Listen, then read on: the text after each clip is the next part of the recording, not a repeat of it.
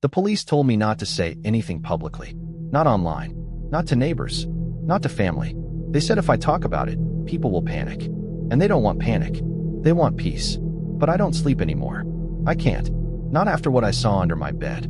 2 months ago, I lived alone. Safe neighborhood. Cameras on every street.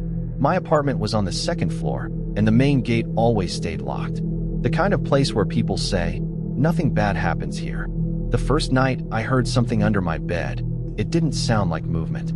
It sounded like breathing, slow, shaky, like someone trying not to make a sound. I convinced myself it was the wind through the window, or maybe an animal outside. But then I smelled it. A horrible, sour smell, like sweat mixed with blood. Metallic. Rotten. I checked everywhere. Bathroom, closet, kitchen, balcony. Nothing. I opened windows. Sprayed room freshener. But the smell never left my bedroom. That smell stayed for 3 nights. On the 4th night, I dreamt something cold was holding my ankle. When I jumped awake, nothing was there. I switched on all the lights, and again searched everything. I never checked under the bed. Because logically, why would I? That's where kids imagine monsters, not adults. But on the 7th night, I woke up to a sound that was unmistakably human. Chewing. Something wet. Sticky. Slow. No one eats like that. I grabbed my phone slowly, pretending I wasn't awake. I hit record without turning on the screen light and lowered it just over the side of the bed. Then I dropped it, accidentally, and it slid under the bed. For a second there was silence. And then I heard someone whisper right under me. Please, don't move. It wasn't a whisper like someone threatening. It was a whisper of someone who was scared. Of me. I jumped off the bed and ran outside, screaming. Neighbors came out. One man grabbed a stick and rushed into my room. Another woman called security. When the police came and looked under the bed, I expected a body. A criminal. A murderer. Someone wild. But it wasn't any of that. It was a man. A normal-looking man. Thin. Pale. Eyes wide like he hadn't slept in days. He didn't attack anyone. Didn't try to escape. He just curled up and covered his ears, shaking like a traumatized animal. And in his hands, he was clutching a piece of rotten meat. Not store meat. Not cooked meat. Human meat. Part of a forearm. Teeth marks all over it. The police grabbed him. He screamed, not like a dangerous man, but like a terrified child. I had to stay hidden. They're still here. They watch through walls. They know we sleep. Nobody understood what he meant. He wouldn't answer questions. He only kept repeating, don't sleep. Don't let them see you sleep. They took him to a psychiatric ward.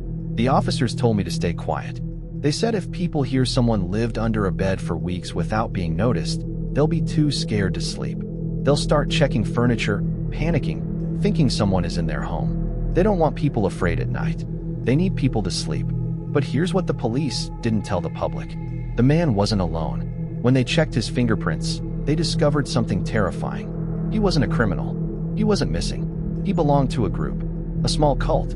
A cult that lives secretly inside people's homes. They move in when you're away. They hide in places you never check. They only come out at night. Quietly. To eat. And the part that keeps me awake?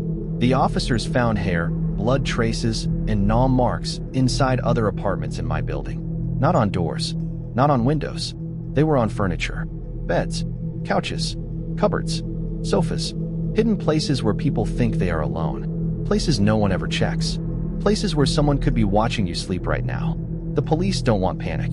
They don't want the public to know how many homes they found evidence in. How many missing people weren't taken outside, but eaten inside someone's home. So I'll tell you what that man told me. What he whispered through my phone. What he begged. Don't sleep. Don't let them see you sleep. Because when you sleep, you don't see them come out.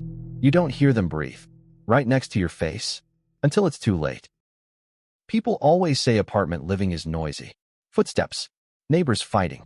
Kids running. Music through the walls. But the building I moved into last winter had one sound that didn't make sense. It wasn't talking. It wasn't fighting. It wasn't footsteps.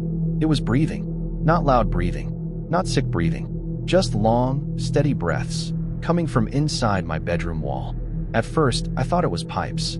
You tell yourself anything to avoid panic. I turned on a fan, moved my bed, even slept with earbuds. But no matter what I did, every night around 2 to 3 a.m., I would hear it. In, out. In, out, slow, patient, alive. I had just moved to the city for work. I didn't know anyone. I didn't even like the apartment. But the rent was cheap, and I figured I could survive anything for a few months. On my third night, I decided to confront whoever was behind the wall. I knocked. 3 short knocks. A simple, "Hey, keep it down" type knock. The breathing immediately stopped. I waited. Silence. Then, very softly, someone knocked back. Not 3 knocks. Only 1. Like they were letting me know they heard me. Not angry. Not startled. Just acknowledging me. I stood frozen with my fists still against the wall. That one knock felt worse than shouting. Worse than any argument. Because whoever was on the other side wasn't annoyed. They were communicating. As if they wanted me to know they were there. I backed away and slept on the couch. The next morning, I found my landlord in the hallway, checking mail. "Hey, is someone in the unit next to mine?" I asked casually. "Like, directly next to my bedroom?" He shook his head. "That unit's empty. Has been for months. I still need to get it renovated before renting it." I forced a laugh. "Then what's that noise at night? Might be animals in the wall or something." He frowned a little, like he didn't like the question. "Nobody should be in there. I'll check it later." He didn't check it. I know because I stayed home that afternoon. Not once did anyone open the door. That night at 2:17 a.m., the breathing returned. Only this time, there was a new sound. Dragging. Not walking. Not scratching. Something heavy being pulled slowly across the floor inside the wall. The breathing changed too. It sounded strained. Like someone dragging their own body. In the dark, I whispered without meaning to. "Hello." Instantly, the breathing stopped, mid-inhale. I held my breath too, almost afraid it could hear me breathing. The silence lasted so long that my ears rang from the lack of sound. Then, from inside the wall, something scraped against it, lightly, almost gently. Then a whisper came through. A voice. Human. Whispering through the drywall like it was pressed right against it. "Leave the door unlocked." My heart stopped. I stared at my bedroom door, as if expecting someone to walk in. I swallowed hard, forced myself to speak. "What do you mean?" Silence. Then, "Please." Not angry, not threatening, just desperate, begging. I didn't sleep. I sat in the living room with every light on until sunrise. The next day, I demanded my landlord open the empty unit. He insisted it was locked and unused, but I pushed until he finally unlocked it with me standing right there. The place was dead silent. No furniture, no trash, no signs of life. Just bare floors, white walls, and cold air. But one detail made my skin crawl. There were deep marks on the wooden bedroom floor, right where the wall touched mine. For claw-like grooves dragged across the wood, the exact same dragging pattern I had heard. My landlord stared a little too long at the scratches, then quickly said, "Old damage. Probably from someone moving a dresser or something." But the marks weren't straight like someone dragged furniture. They curved, like someone had been dragged. I moved out of that bedroom instantly, sleeping on the couch from then on. For 2 nights, nothing happened. I convinced myself it was imagination, stress, lack of sleep. But on the 3rd night, I woke to a noise far worse than breathing. It was tapping, not from the wall, from inside my bedroom door. Tap, tap, tap, slow. Same rhythm every few seconds. I stared at the door, terrified to look. That whisper played in my memory. "Leave the door unlocked." I realized something. It wasn't trying to come through the wall anymore. It was on my side. I grabbed the heaviest object near me, a lamp, and approached the door slowly. The tapping stopped the second my hand touched the doorknob. I yanked the door open. No one. Nothing. Empty room. Only the window was slightly open, even though I swore I had shut it. Cold air blew in, freezing the room. The curtains fluttered gently, as if someone had moved past them moments earlier. I slammed it shut and backed out, heart pounding, shaking so hard I nearly dropped the lamp. By morning, I had made up my mind. I packed everything I owned into boxes. I didn't care about fees or deposits.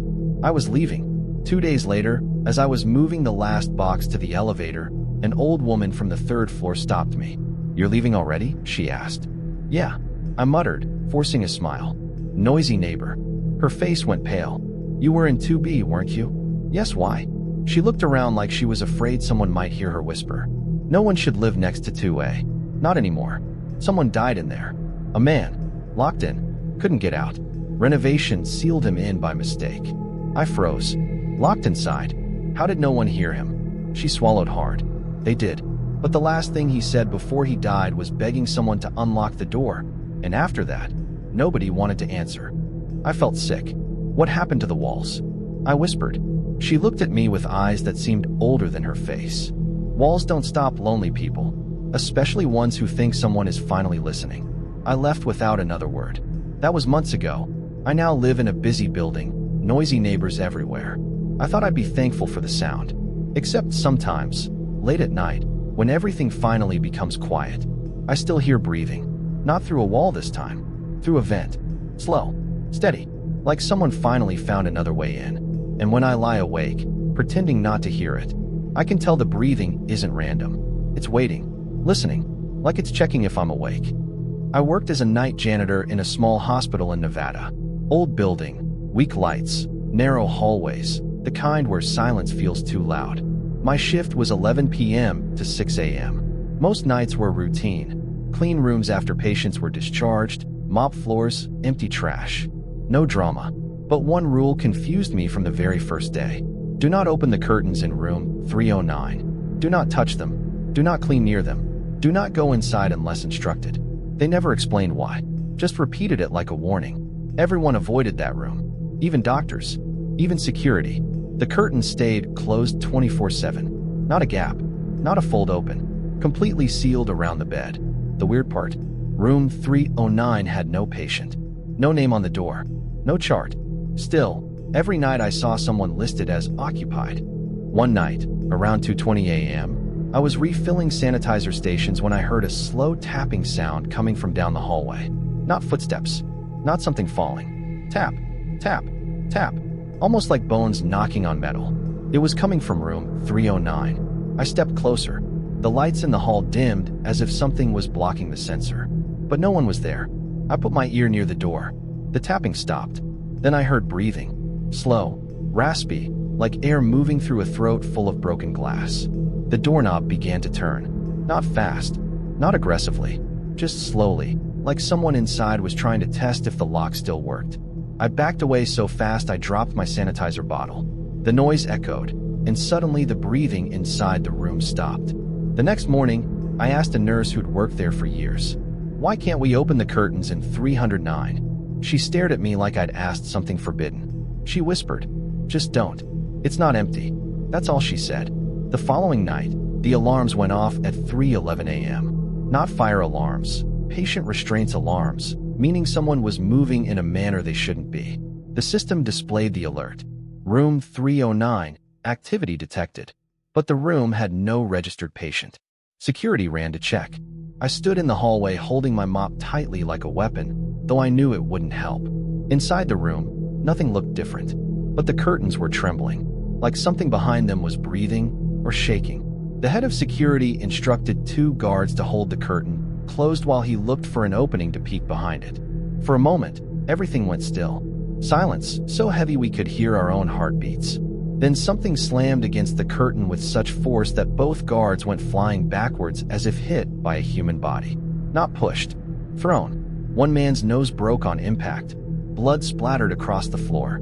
And then the curtain started to rise, slowly, like someone was lifting it from underneath. Everyone ran, even security. The room was locked down. The hospital director arrived at 4 a.m. Furious we had interfered. Furious someone had triggered a reaction. Reaction? What reaction? 2 weeks later, the hospital added a new rule. Switch janitors every 6 months. Because apparently, long exposure makes you susceptible. I was fired because I kept asking questions. They told me I talked too much to other staff. According to them, people get curious when you talk. Curious people get stupid. Before I left, a nurse quietly pressed her number into my hand. She said she used to work in 309 years ago, before they sealed it off. Only one sentence came out of her mouth. There's someone in that bed, and they're not dead. She told me the patient wasn't a normal human condition. No vitals, no brain activity, no organ functions, yet the body wouldn't decay. Skin cold, gray, still, but conscious. A brain that reacted only to movement and sound. They tried experiments. They cut nerves. They removed sections of the spine. The body kept reacting, kept flinching at sound, kept trying to get up. They covered the bed with curtains because it reacts to being seen. If you open them, it wakes fully. It remembers faces. It follows you home. The nurse looked at me and whispered, "If you ever feel someone standing next to your bed at night, "Don't open your eyes." I asked her why. She said, "Because if it thinks you're awake, it will move." I used to work in a private retirement facility on the outskirts of Phoenix. Small place, no more than 20 residents. The building was quiet, modern, too clean. You'd think a place for old people would feel warm, comforting. It didn't. It felt like a waiting room for something else. My shift was 7 p.m. to 7 a.m., and I usually did night rounds alone. Most residents were asleep, sedated, or too weak to wander. Except one. Her name was Margaret. Everyone called her Miss Marge. She was 89, sharp-minded, barely spoke, and rarely slept. Her room was all the way down the west hallway, where the lights flickered on their own even after electricians inspected them. I only heard her speak 3 times. The first was on my first week. I checked on her around 1 a.m., and she sat upright in bed, staring at the hallway. I asked, "Can I get you anything?" She whispered, very calmly, "Don't stand in the doorway. He's behind you." I turned instantly, heart slamming, but nothing was there. She closed her eyes like she never said anything. I assumed dementia, hallucinations, but she wasn't diagnosed with either. The second time she spoke was when I found her sitting in the hallway around 3:30 a.m. One light above her flickered, as usual. I asked, "Did you fall out of bed? Are you okay?" She didn't look at me, just stared at that flickering light and mumbled, "He doesn't like it when they blink. It wakes him up." Before I could ask what she meant, the light stopped flickering instantly. Dead still. No hum. Like something listened. I escorted her back to bed without saying a word. Weeks passed. At night, I kept hearing what sounded like slow breathing in the empty hall. Like someone was pacing, but dragging their feet only enough to let the air scrape the floor. When I turned corners, I'd catch shadows that weren't connected to anything. We reported it to maintenance. Nothing was wrong. Cameras showed nothing unusual. Except one weird thing. At exactly 3:12 a.m., every night, cameras in that hallway glitched for 1 second. 1 second of static. Nothing else. We joked about it. Pretended we weren't freaked out. But the third time Miss Marge spoke to me, every part of me stopped pretending. It was raining hard outside. Storm shaking the windows at almost 4 a.m. Alarms kept malfunctioning because of the storm, and I had to check every room. When I entered 212, Miss Marge's room, the curtains were open, and she was standing at the window. Standing. She hadn't stood without assistance for over a year. Her back was facing me, her hands pressed to the glass. The storm lit up her silhouette every time lightning struck. I approached slowly, worried she might fall. "Miss Marge, you need to sit down." She didn't move. I placed my hand gently on her shoulder. She turned her head, not her body, just her head. Slowly, too slowly, her eyes wide, like she was being held upright by something else. She whispered with a cracking voice, "You should have left when he noticed you." Before I could react, a loud knock hit the window. Not branches, not rain. A single knock. Then another, harder. Then a third, so powerful the glass shook. I stumbled back, grabbing her as she collapsed into me. I dragged her to the bed and turned toward the window again. Lightning flashed, and for that one bright second, I saw a pale face pressed against the glass. No eyes, just dark empty sockets and a mouth stretched too wide, like someone screaming underwater. The lights in the hallway flickered violently, like a warning. Then everything stopped. Silence. No rain, no thunder, just stillness. Miss Marge lay on the bed, breathing weakly. She looked at the ceiling and whispered, "You stand where he can see you. That's how he follows." She died 3 hours later. Cause of death? Heart failure. They cleared her room by noon. But the cameras? At 3:12 a.m. the next night, long after she died, the glitch happened again. Except this time, for 1 second, there wasn't static. There was a shadow in the hallway, standing right where I always did my rounds. Exactly where I always stood to check the doors. I don't work there anymore, but every night at 3:12, no matter where I am, I feel like someone is standing behind me, waiting for me to stand in a doorway again, waiting for me to turn around.